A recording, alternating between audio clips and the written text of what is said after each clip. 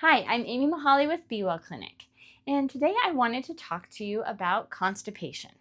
Constipation is a common thing that a lot of people deal with, either for yourself or your children. And just like I did a sleep checklist video, and if you haven't seen that, definitely go check it out.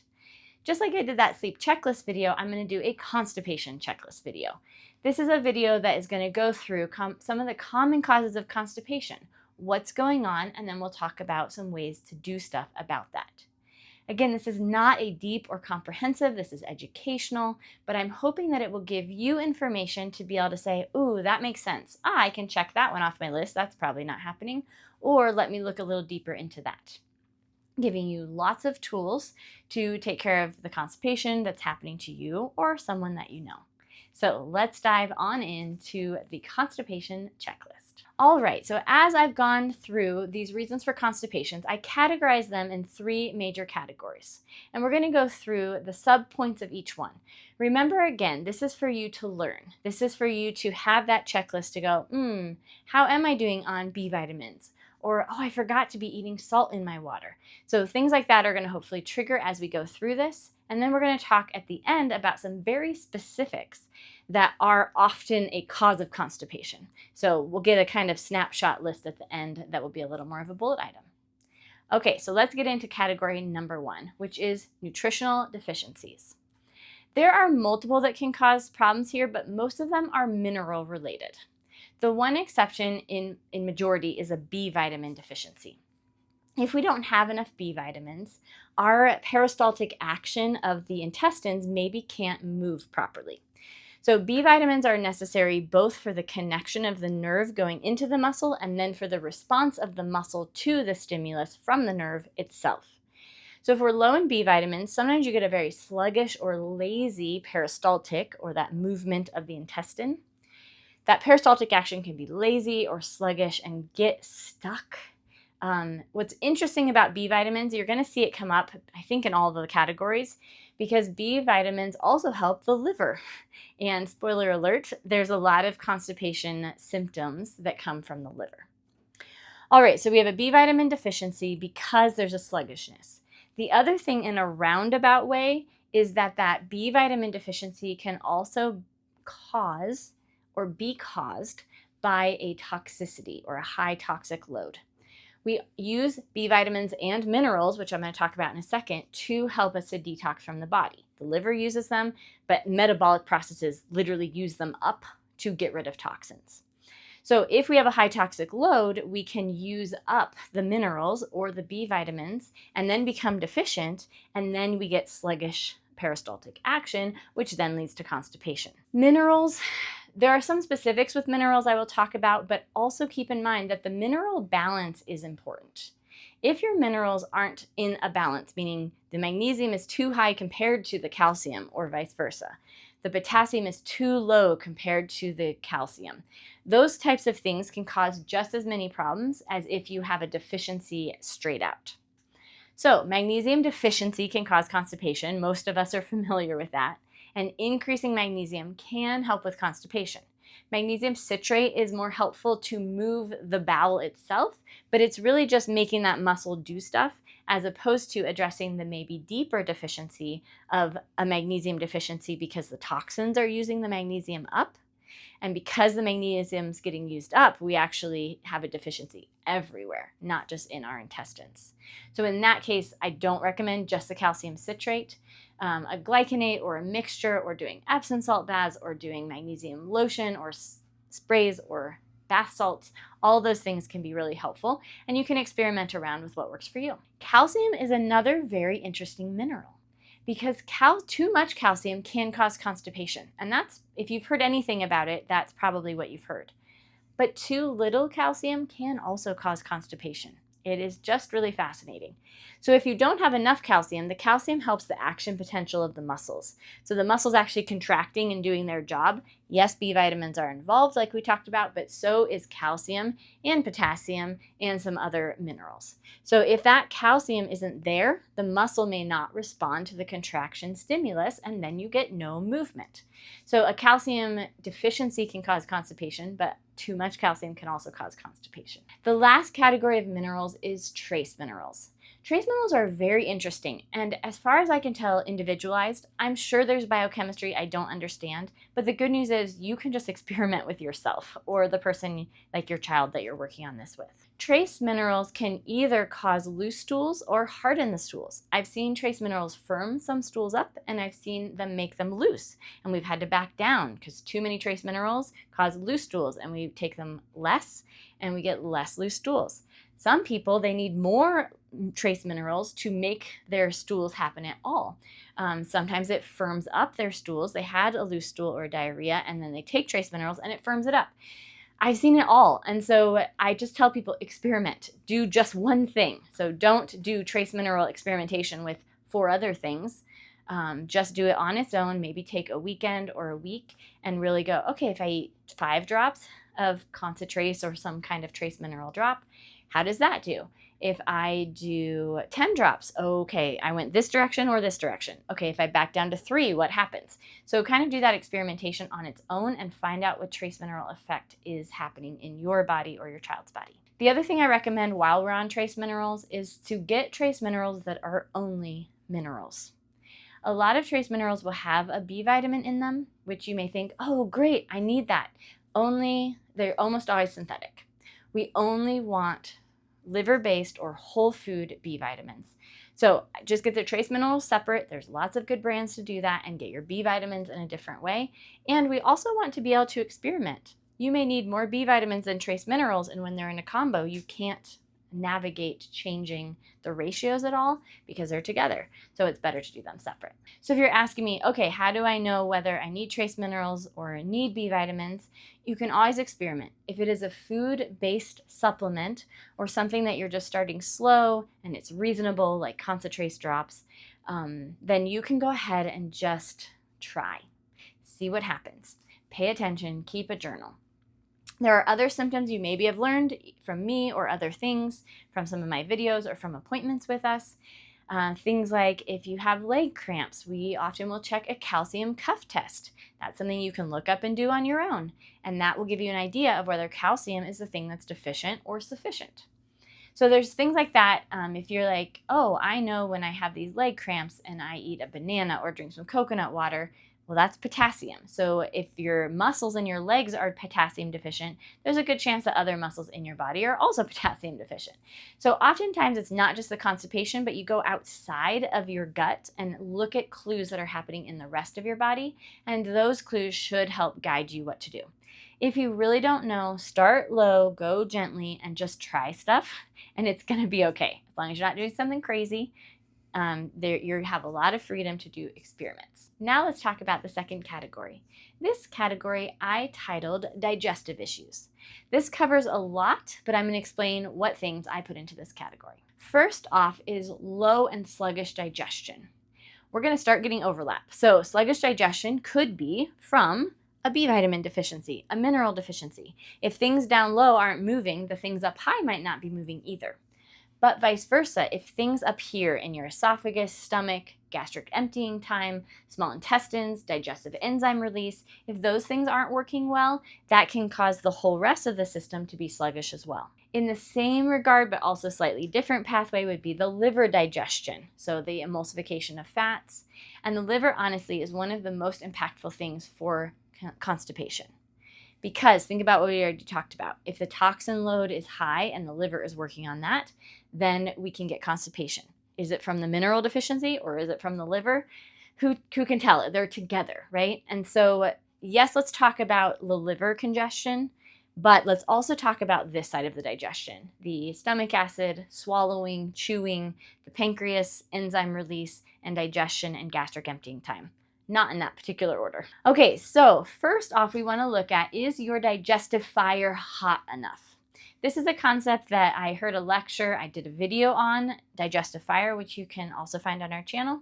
This is about a Chinese medicine concept of having the stomach fire hot enough to be burning up nutrition, if you will.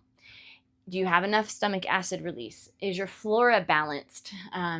Is that fire making you crave nutrient-dense foods and feeding foods, as we call them, to be able to break up easily so that they can digest quickly? We turn the enzymes on, everything moves, everything absorbs into the bloodstream to feed your body like it should, so we're strong and we can make more enzymes and have more energy and make more bile release and make more bile salts because we're absorbing nutrition that we need to, right? So all of it can get, the fire's low, there's a problem. The fire's big, much better health.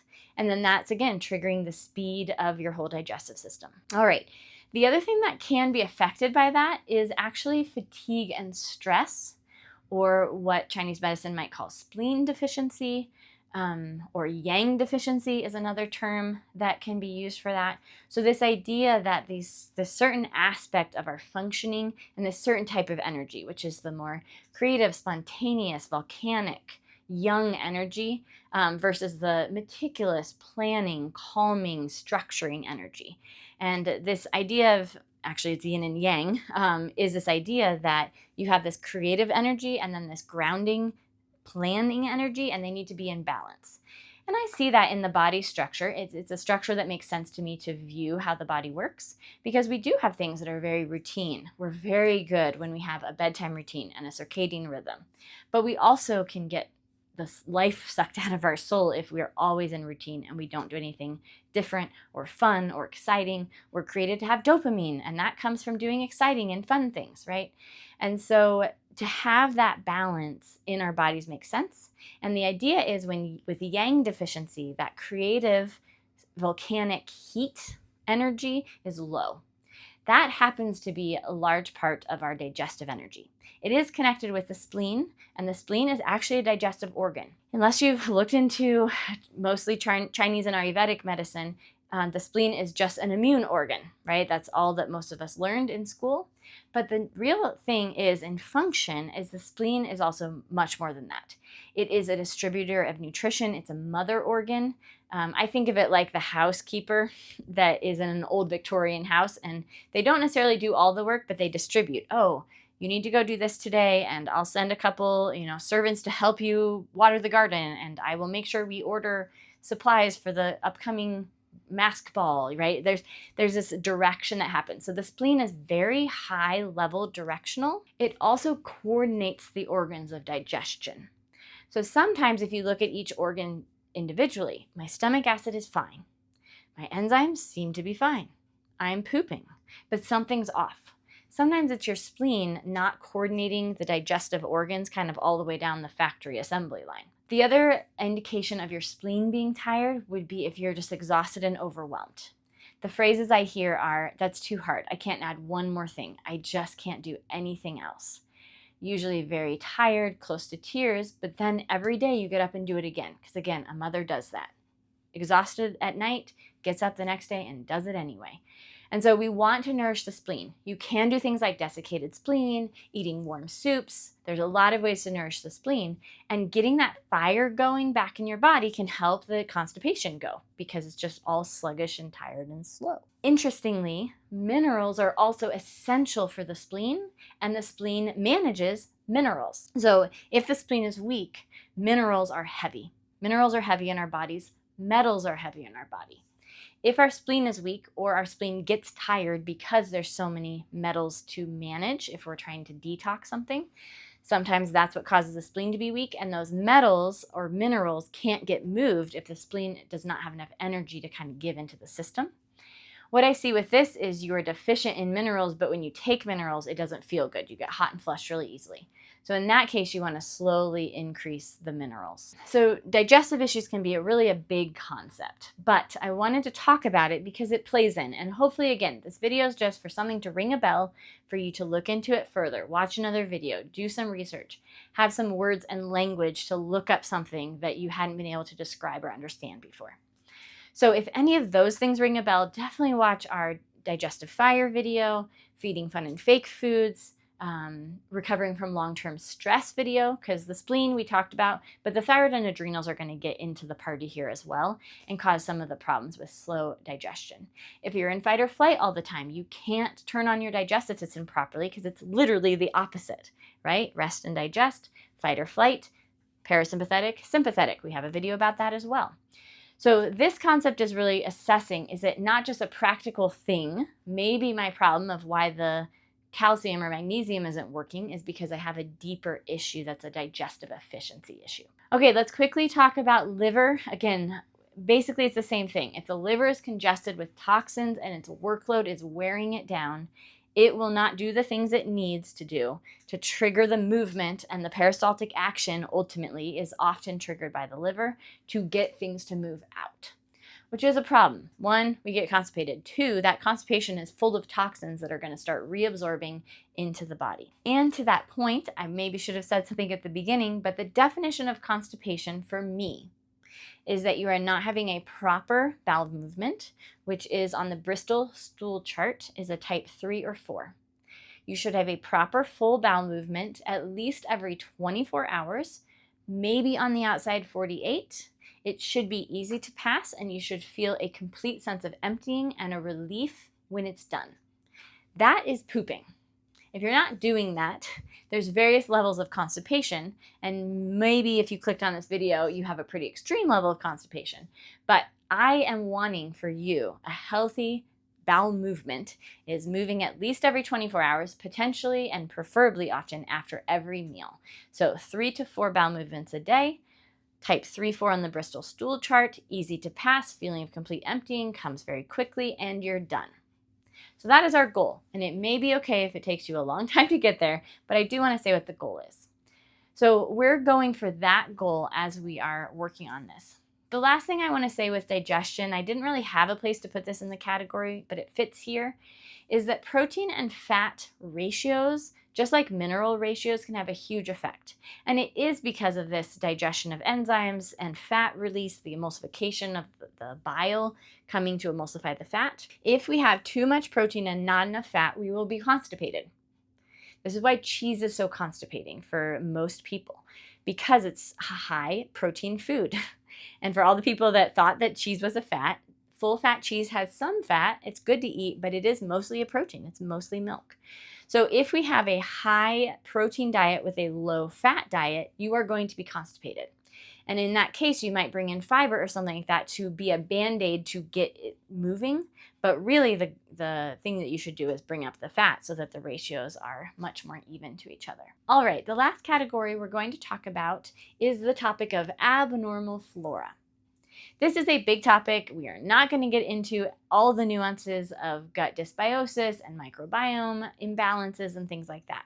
But let's talk about some of the basic concepts, or what are probably happening if your abnormal flora is causing constipation. The main thing that I see, there's 2 main things that I see with abnormal flora. The first one is the abnormal flora is producing toxins and or having you crave foods that are toxic, like very processed foods and things like that. And so those toxins are depleting your minerals and your B vitamins. So your abnormal flora is causing, number 1, the depletion of minerals and B vitamins. The other thing is that abnormal flora that's eating something, your food that you just ate, is going to release a toxin. It's called off-gassing. Everything eats and poops. So your flora, all of our flora, good and bad as basic categories, are going to consume things and off-gas things. Consume and off-gas. The problem is with this abnormal flora, some of the toxins that are off-gassed are paralytic. So they go into the lining of the intestines that are right there, and they paralyze the muscle wall so it can't move well. So it's the same thing that the B vitamin deficiency does, but with another route. And again, do you see the overlap? If you have abnormal flora, you're going to eat foods that cause you to have less nutritional density, more toxic food that is going to feed more flora and deplete your B vitamins and minerals, and that flora that's eating is going to off-gas things that paralyze your intestinal walls. This is why changing your microbiome is always your way out, right? You could eat plenty of B vitamins and minerals and take those supplements, but if you never change your flora, you will always have to keep doing it, and you will probably eventually lose the game, and you will get stuck with constipation, and you will get stuck having to do a medication or do enemas or things like that, right? So with that feeding and off-gassing of your abnormal flora, if you have abnormal flora off-gassing and you feed it with carbohydrates, for example, Candida yeast is one of the things that can do this very often. So you feed your yeast with carbs because your yeast told you to eat carbs, and then we off-gas, and now we have constipation. The other thing is when you kill your flora, you get the same symptom. So when we bring in probiotic foods or healing foods, or we start GAPS introduction diet or whatever we do, we will then kill that abnormal flora overgrowth and start reducing the numbers. But when it dies, it explodes and releases all of its toxin at once, and we get a temporary increase of symptoms, in this case, paralysis of the peristaltic action of the small intestine and large intestine muscle. And so that's going to be a problem too, but it's one that we want, right? That's how we work out. And so this is why enemas are so very, very helpful. They are incredible detoxers, but they allow you to get through this die-off. How are you going to get out of this if your constipation die-off is so severe that you're not moving toxins and they keep reabsorbing? So then you can't eat, and then you can't, right? It gets stuck. And so we need to remove that. And calcium or magnesium citrate can be helpful, but really having the enemas is a very gentle, very natural way to remove that toxin, keep things going. Not only are you removing the stool and everything contained in that, but you're also removing the toxin that's literally going into the wall of the intestines and paralyzing it.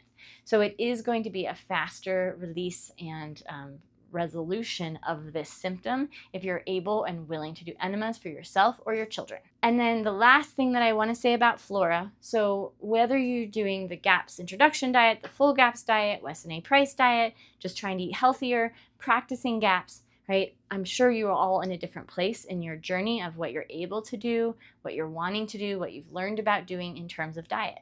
The question I want you to ask is, who are you feeding? So if you are feeding your Candida yeast with carbohydrates and the constipation gets worse, that makes sense, right? So it makes sense who you're feeding. If you are feeding your immune system and your normal flora, your good flora with probiotic foods and meat stock, and your constipation gets worse, that's a whole different picture, right? That picture is a resolution way, whereas the first picture is a getting worse picture. So think about who you're feeding. It helps you to remember. It helps you to think about, okay, this toxicity is not just affecting my liver, it can be easily causing the constipation, and hopefully that is a good understanding about why. All right, so how do we fix all of this? How do we help? Hopefully, as we were talking, you kind of could pick up on some things to do because it's the opposite, right? So if you're deficient in B vitamins, take B vitamins. B vitamins should be from a natural food source. Most of the sources of B vitamins are from liver or heart. So getting a organ mixture in your ground beef, or doing desiccated, or doing liver shots, or doing cooked chicken hearts, or doing liver pate. Desiccated is fine, but it is not as powerful as food, just throwing that out there. Liver shots, in my opinion, is the most powerful way to get liver, and you can look up that recipe on our website. Okay, so if we have liver and B vitamins that are coming in, we also want to bring minerals in. We kind of talked about that already. You can do magnesium lotions and baths and Epsom salt baths and trace mineral drops and maybe some calcium or magnesium or potassium supplements. You'd want to work with a practitioner probably to do some more in depth. The food sources are great. So doing coconut water, meat stock is really dense in minerals. Bone broth is even more dense in minerals if your gut is tolerating that. So we can do these different things for that. All right, digestion issues. That can be a longer journey, but ultimately you need to get your digestive fire up. You need to get everything working. That we have other videos about, so check those out. Maybe work with a practitioner about that. Or do something like acupuncture or massage or visceral therapy or things like that that can just get that going. Abnormal flora, have good flora, right? Go through gently and slowly the die-off process so you stop feeding the flora that's causing this problem and you start feeding your immune system and your good flora, and you are also cleansing your body. You're doing enemas, detox baths, oil pulling, sunbathing. Any way you can get toxins out will help. Any way you can get good minerals and B vitamins in will help. Liver support is incredibly helpful, so go watch our video on the liver bucket metaphor. That's also on this channel. So there's so many things that are helpful, and you may need to dig deeper, but the resources are definitely there for you to be able to do that. Okay, so we talked about all these concepts. That was a lot of information, and I hope that was very helpful to you. I'm going to kind of rapid fire things. So that was a lot, and I don't have time to talk about that in appointments, and I wish I did, and now I have a video I'm very excited to have so that I can share with my patients, but also with you, about constipation. However, what is the list that I go through? What are the recommendations I just say? These, again, are for educational purposes. They may make more sense now that you've learned what you've learned, but be gentle to your body, listen to your body, and then ask a healthcare provider or your practitioner if you are having questions about what these are for you, if it's okay for you to do or your child to do. First thing, fix the fat and protein ratio. This almost always helps. Usually people are eating constipating foods when it gets really bad. Not always the case, but they often have been eating a lot of cheese. By the way, sweet potatoes and bananas, top 3 constipating foods. I don't really recommend people eat bananas. We've been sold a marketing scheme that they're good for potassium. There are so many foods higher in potassium than bananas. They're so sweet, they're so fibrous. I don't really recommend bananas. Sweet potatoes can be fine. It depends on what your flora is doing, but if your sweet potato is feeding your candida, you're making the problem worse.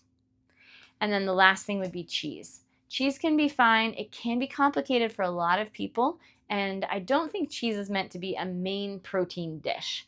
I think it's meant to be put on top of things, to eat alongside of, to have some cheese on your chili or things like that. So I love cheese. I eat cheese, but I do think that it's wise to eat cheese not as a main protein serving of your meal. Okay, fat protein ratio.